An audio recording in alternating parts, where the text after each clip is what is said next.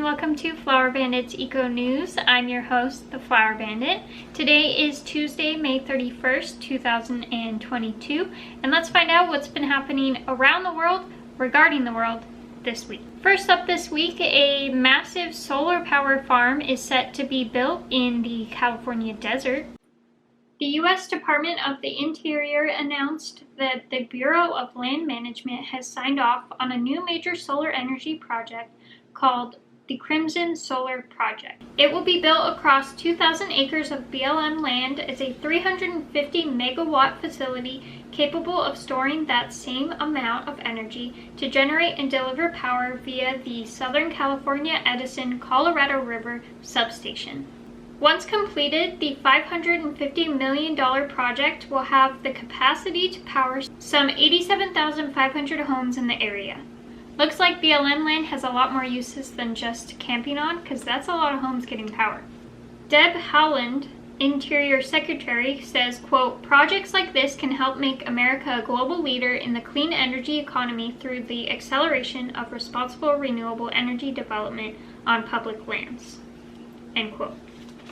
And I agree with her. It's a great step forward in renewable energy and being a kickstarter of the industry in California. I know we get a lot of sun here, but there's a lot of other places that have the opportunity to have a farm like this. In fact, this isn't the first solar farm. There's many across the United States and all around the world. Some of them include the Solar Star Solar Farm, also in California, which is currently the biggest, with 1.7 million solar panels. The Topaz Solar Farm, also in California, and around the world, they can be found in Australia, China, India, and the United Arab Emirates, among many others. Next up, the United Nations Environment Assembly made history in March 2022 by adopting a resolution setting up the road to a legally binding global treaty to end plastic pollution. Heads of state and other environmental representatives from 175 nations agreed on a resolution. After 3 drafts from various nations were drafted, the final draft addresses the full life cycle of plastic. First, the production and the design, and then the disposal. Crucial to delivering this, member states established an Intergovernmental Negotiating Committee, or INC, to draft a legally binding agreement by 2024. This year's annual meeting in Davos will allow stakeholders from business, government, and civil society to come together to resolve the challenges and questions that have not been answered yet. Here's what 5 leaders believe are priorities for the Global Treaty on Plastic Pollution. Kristin Hughes, Director of Global Plastic Action Partnership, is taking the stance that system-wide change is needed. Hughes' view is that everyone must work together to find an agreement on plastic pollution that is a win-win versus a zero-sum game. This is definitely a key point, and I totally agree with her, because if we have a zero-sum sort of solution, then things usually don't get done. So if it's all or nothing, then it's usually nothing.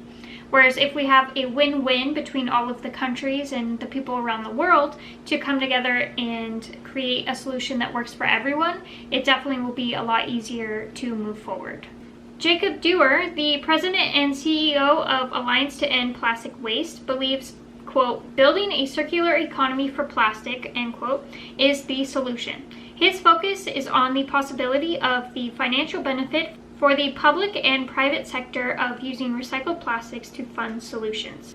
This is an interesting take. He's viewing the recycled plastics as an opportunity to be used in ways that aren't being used currently, which is a sort of solution, but it's not a solution at the source. It's sort of solving the result of the problem. So it's taking a step forward, but not solving the actual problem at hand.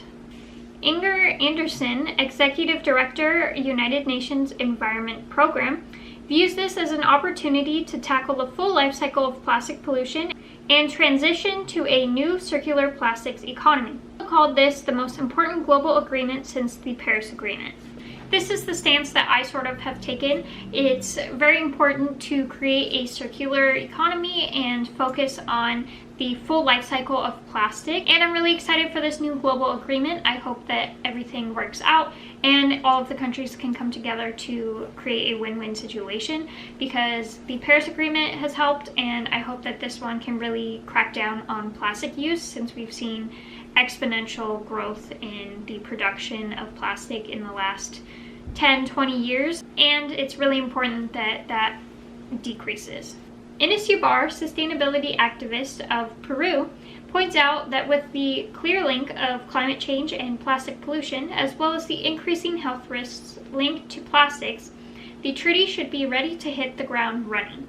This is an important stance. So plastic pollution should have been taken care of years ago, and we're so far behind already that with all the microplastics being found in the water and in human blood, it's really important that we crack down and get this treaty out and get this global agreement out and start working on a solution to this major world problem.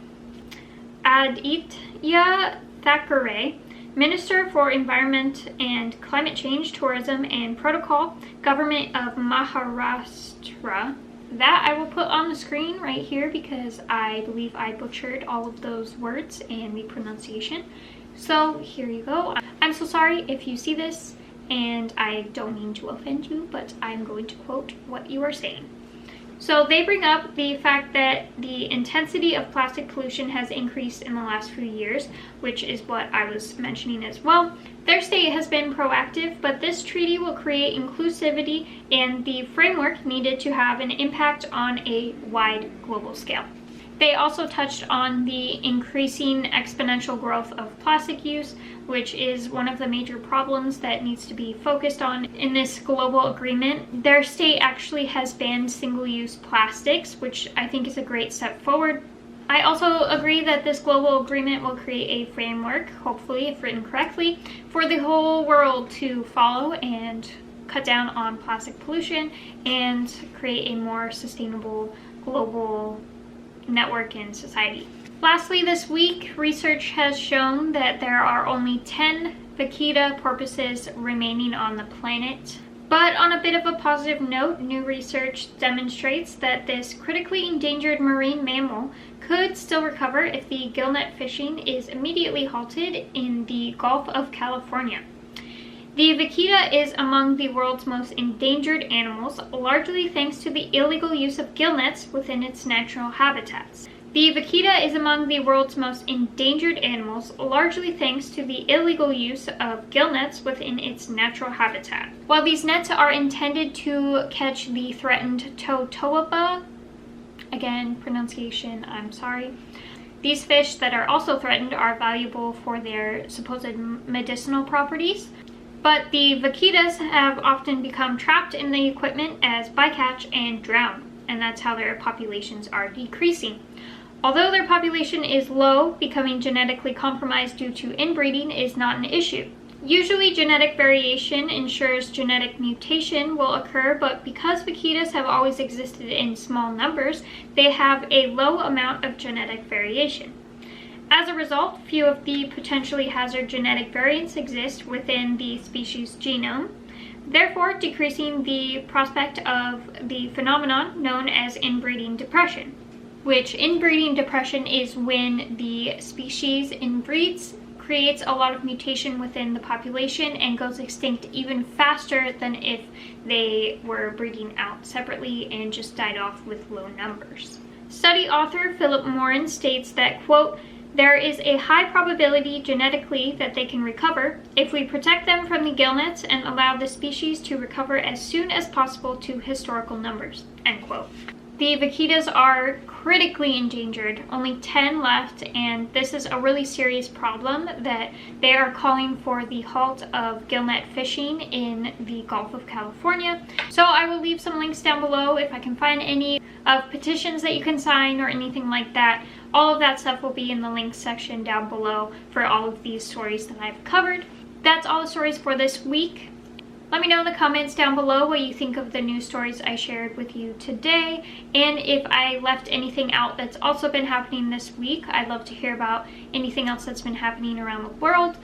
That's the point of these videos, to share things and get things out that aren't normally covered by normal news stations, because as we all know, climate change is not a major topic as it should be in the mainstream media. So that's one of the reasons why I like to make these videos. But anyways, if you like this video, don't forget to like and subscribe. I come out with new videos every Tuesday, Thursday, and sometimes Saturdays. So I'll catch you on the next one. Bye!